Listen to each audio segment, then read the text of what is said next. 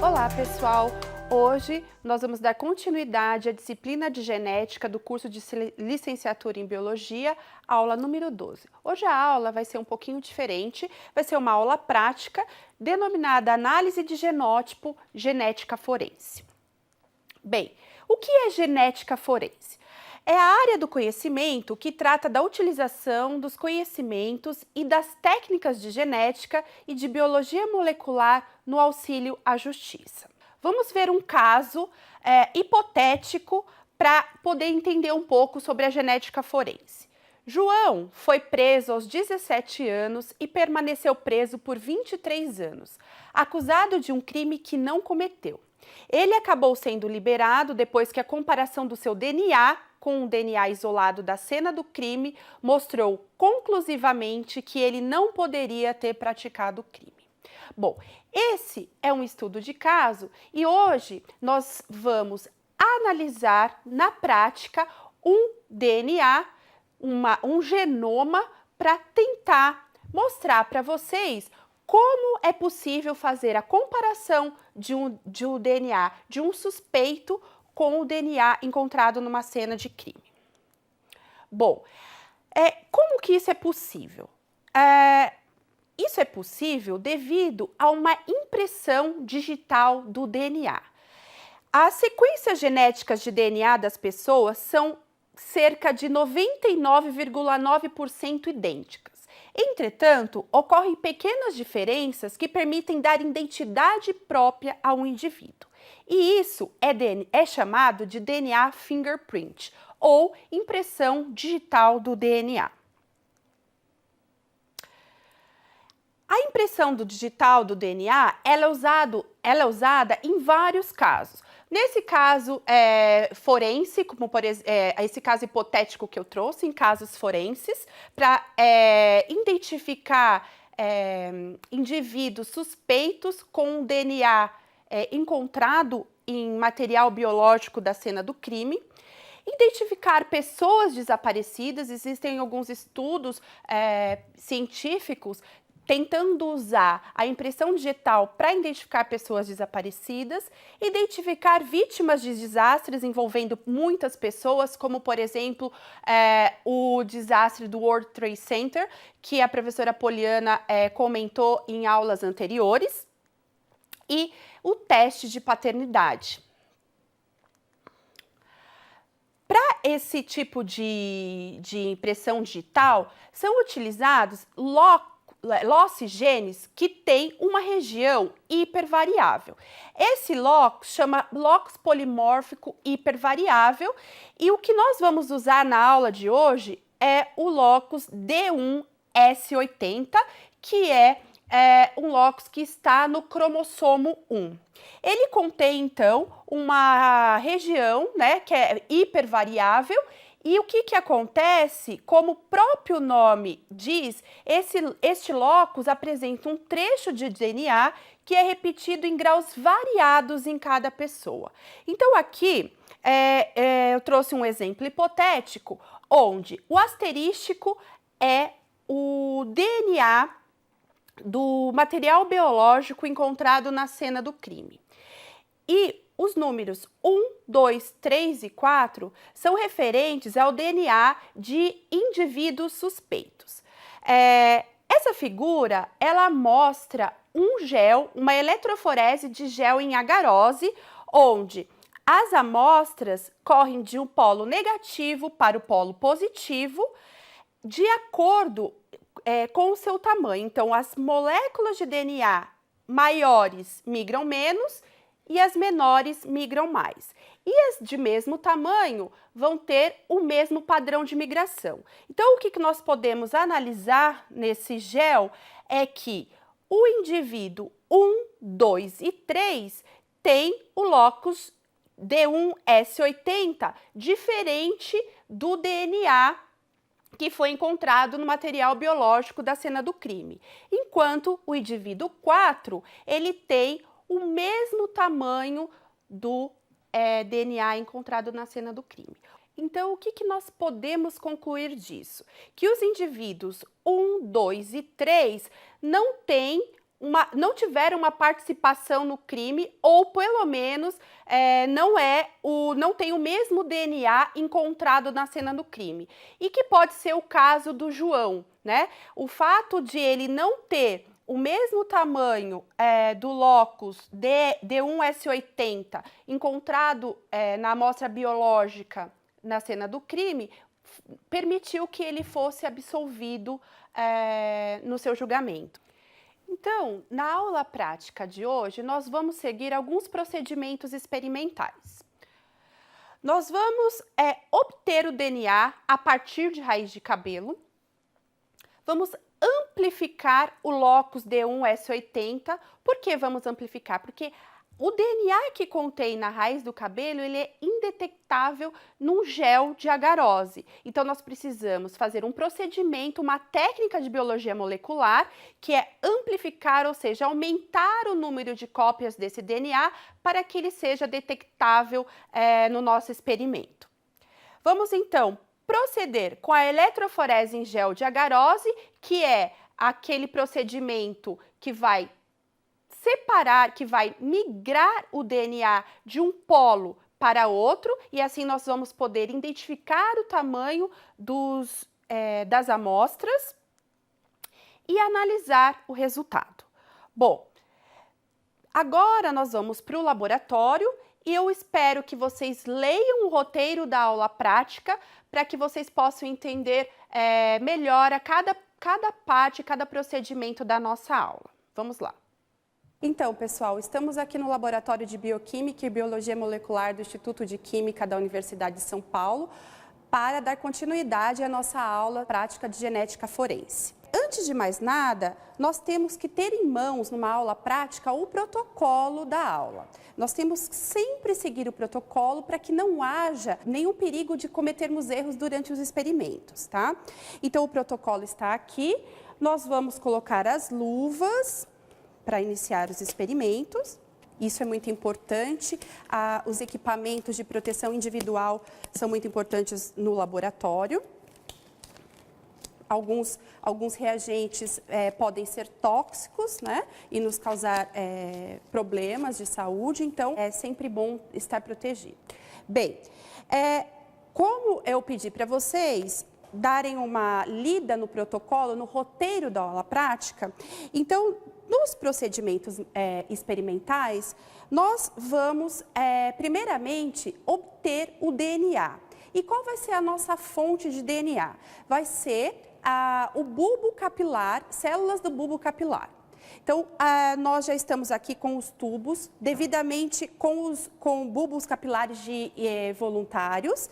E a partir daqui, que é o procedimento 2 do protocolo, nós vamos incubar essas células do bulbo capilar com a proteinase K. Então, para isso, nós vamos utilizar uma pipeta, vamos colocar no volume de 20 microlitros, para pipetar a proteinase K em cada um dos tubos que contém o bulbo capilar de voluntários. Então, a proteinase K, a uma concentração de 0,1 microgramas por ml, vai ser pipetado 20 microlitros utilizando uma ponteira em cada um dos tubos. Bem, e para que serve isso, pessoal? A proteinase K, ela é uma enzima que vai ajudar a colocar o DNA que está dentro das células em solução, tá? Vai deixar ele disponível na solução, porque, como nós aprendemos em aulas anteriores, o DNA está no núcleo das células. Então, a proteinase K, ela vai ser importante para a extração do DNA de dentro da célula. Bem, são 5 tubos de 5 doadores de células do bulbo capilar e o 6º tubo, ele seria o DNA encontrado na cena do crime, tá? Então, na verdade, nós temos 6 amostras. Para que a reação aconteça,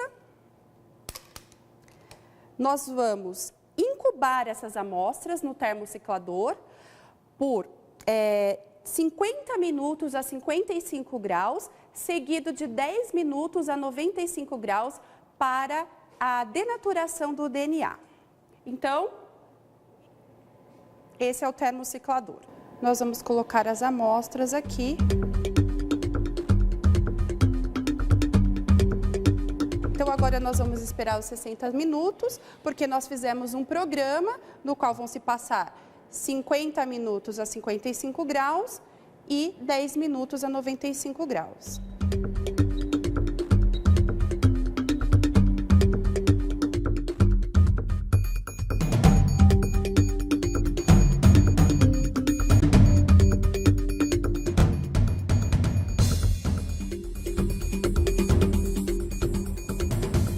Então, pessoal, passado o tempo de incubação no termociclador, nós vamos colocar a amostra para esfriar no gelo, tá? O tempo que é necessário para esfriar a amostra é muito pequeno, porque o volume que nós estamos trabalhando é muito baixo.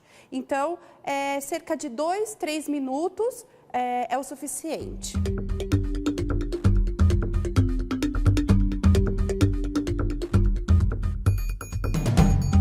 Então, com a amostra resfriada, nós vamos agitá-la no agitador, que também nós chamamos de vórtex. Então, após a agitação dos tubos, nós temos que centrifugar brevemente. Então, eu já estou transferindo para a mini centrífuga aqui. Todas as amostras, tá?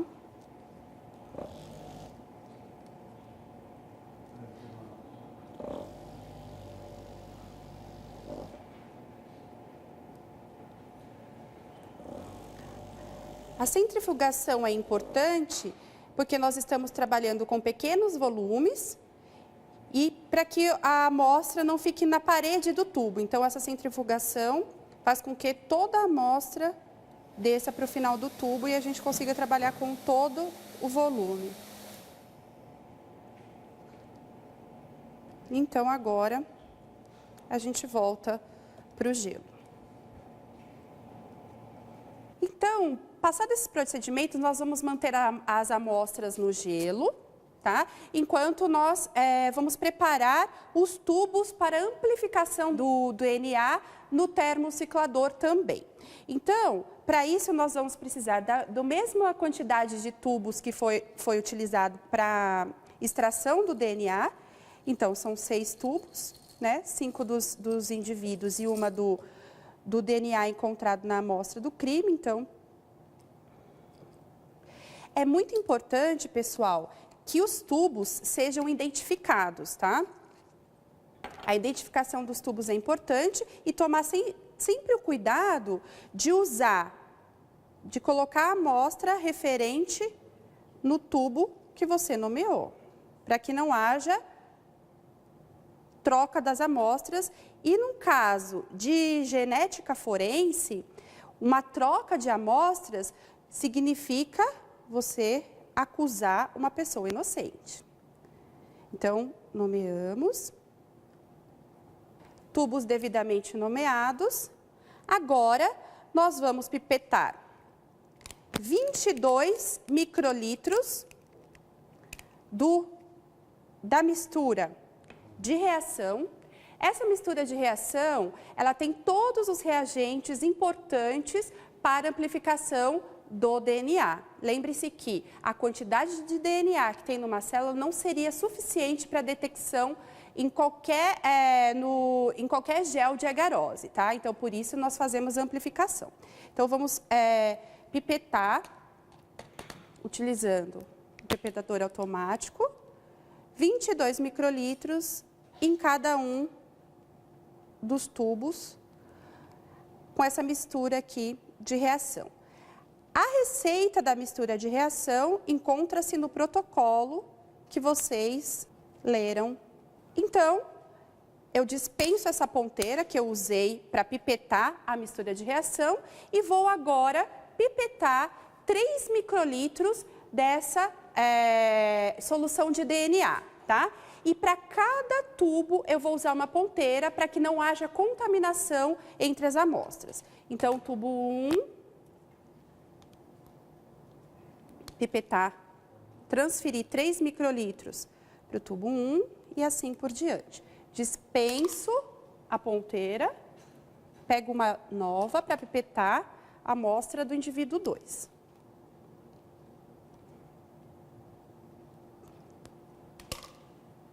E assim por diante.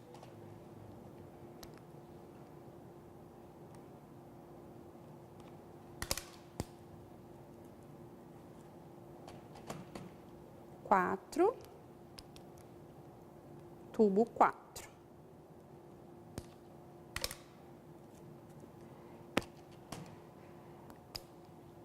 Aqui sobrou a amostra de DNA nesses tubos, porque, afinal de contas, nós usamos 20 microlitros de proteinase K, estamos pegando apenas 3 microlitros. Então, sobram 17 microlitros, caso haja alguma necessidade de repetir o experimento, você pode usar aquela amostra. Então, nós mantemos no gelo para que elas continuem com a qualidade desejada para o experimento, tá? Sem degradar a amostra. Ok. Aqui agora, pessoal, depois de preparado a mistura de reação e adicionado o DNA, nós vamos para o processo de ciclagem na máquina de PCR, que também é chamado de termociclador. Então, a ciclagem, os passos de ciclagem também estão no protocolo e isso leva em torno de 2 horas, tá? São necessárias praticamente 2 horas e são 40 ciclos. E a cada ciclo, o número de moléculas de DNA vai duplicando, tá? Então, vamos colocar no PCR.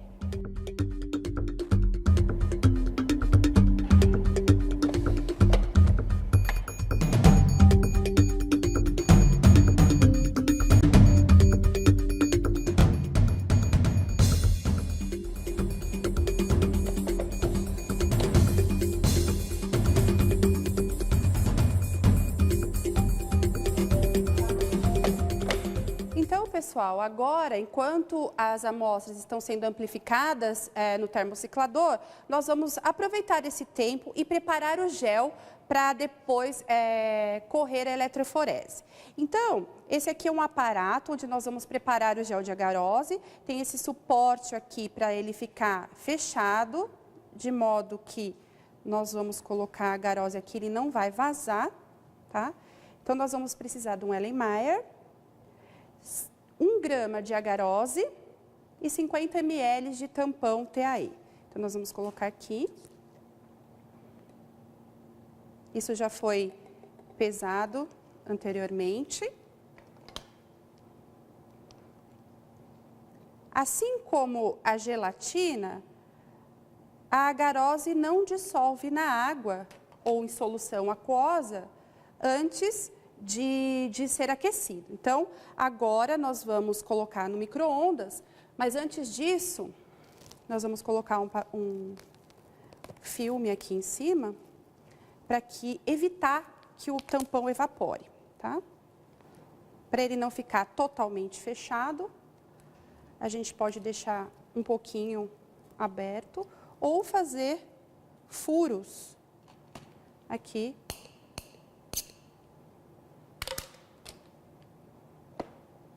No micro-ondas, o tempo em média para dissolver a agarose nesse volume de tampão é de 1 a 2 minutos. Mas é interessante que a cada 30 segundos a gente verifique para que não ferva a solução e evapore o tampão e a gente perca o gel no micro-ondas, tá? Então vamos colocar lá.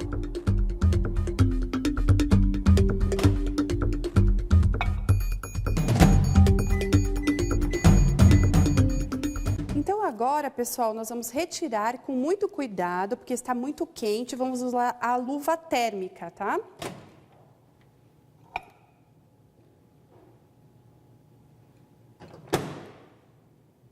Então, pessoal, ao tirar do micro-ondas, nós temos que esperar alguns minutos para esfriar essa solução de agarose. Isso, a gente pode ter a ajuda de uma corrente de água, né, embaixo da torneira, tentar esfriar. E quando que a temperatura está boa? Quando a gente consegue tocar no frasco, tá? Então, enquanto isso acontece, nós vamos pipetar o brometo de etídio aqui na caminha de preparação do gel.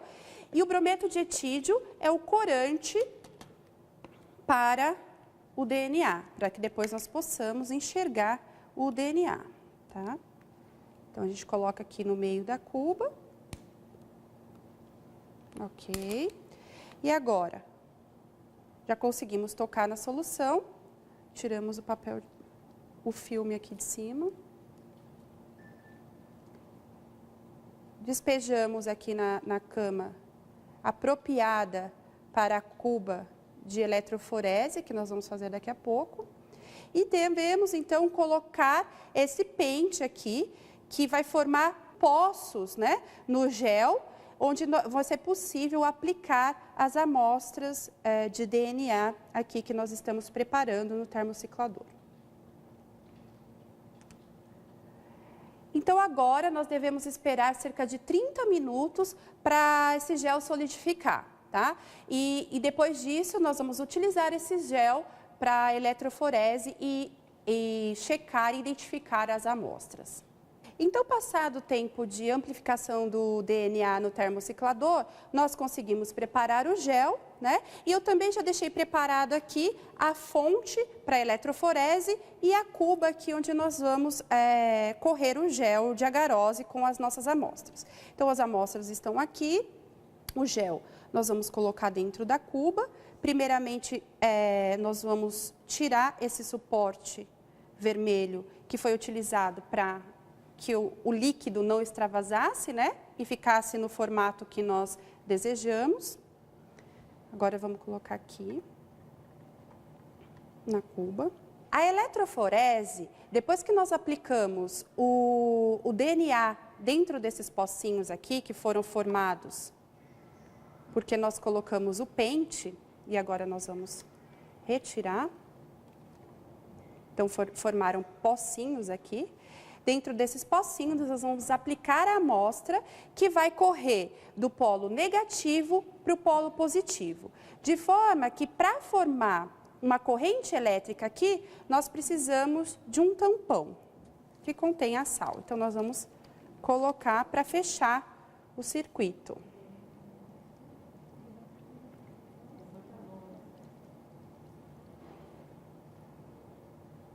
Bem, a cuba de eletroforese está preparada, então agora nós vamos preparar as amostras para aplicar no gel. Então, aqui estão as amostras que foram amplificadas e agora nós vamos colocar em cada tubinho o tampão de amostra. O tampão de amostra, ele tem algumas funções e uma delas é exatamente nós monitorarmos a corrida do gel de agarose para que a amostra não se perca, não caia do gel. Então, com isso, nós conseguimos monitorar aonde está a amostra de DNA para não perder, né, não sair fora do gel a amostra. Então, como no protocolo, o protocolo diz aqui que nós devemos colocar 2,5 microlitros de tampão em cada amostra. Então, vamos acertar o volume do pipetador, né? 2,5 microlitros em cada amostra, 2,5 microlitros, e vamos colocar em cada amostra. Então, vamos pipetar. Como o volume é muito pequeno, nós temos que colocar esse tampão em contato com a amostra, então, novamente, nós temos que trocar a ponteira para não haver contaminação entre as amostras, tá?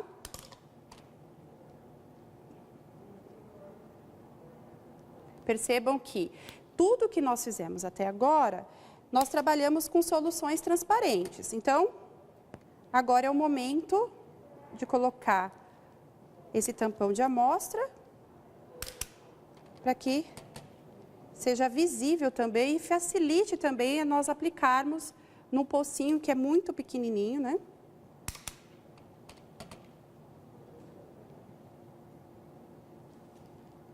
Bem, feito isso, nós podemos, então, aplicar a amostra no gel e iniciar a eletroforese. Bom, nós temos aqui, em cada tubinho, 25 microlitros. Então, agora nós temos que voltar o volume, ajustar o volume, né, para essa quantidade, para aplicar no gel. Então, vamos aplicar na sequência. Então, o indivíduo 1 será aplicado no primeiro pocinho.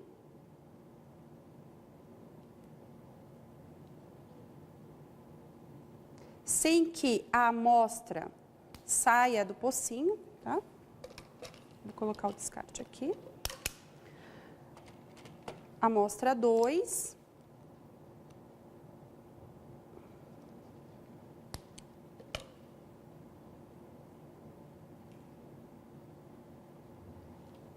Então, percebam, pessoal, que é um processo de várias etapas. E agora, essa etapa é que nós vamos analisar o perfil do locus hipervariável dos indivíduos. E comparar com o DNA encontrado na cena do crime, certo?